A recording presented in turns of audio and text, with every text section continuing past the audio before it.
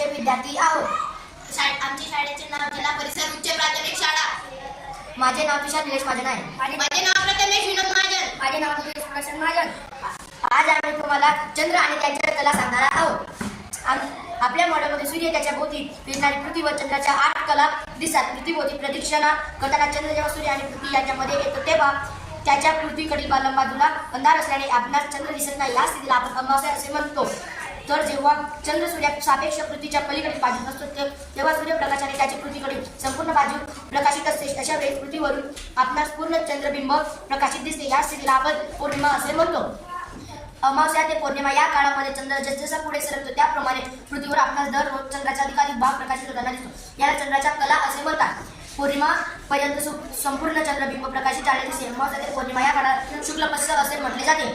तर पुन्हा पौर्णिमा ते अमावस्या या काळामध्ये चंद्र जसजसा पुढे सरकतो त्याप्रमाणे पृथ्वीवर आपल्याला दररोज चंद्राचा प्रकाशित भाग हळूहळू कमी होताना दिसतो व अमावस्यापर्यंत चंद्र नाहीसा झालेला असतो. प्रत्यक्षात सूर्याच्या जवळ असल्याने व त्याच्या पृथ्वीकडे बाजूकडे अंधार असल्याने तो दिसत नाही. पौर्णिमा ते अमावस्या या काळाला कृष्ण पक्ष असे म्हटले जाते.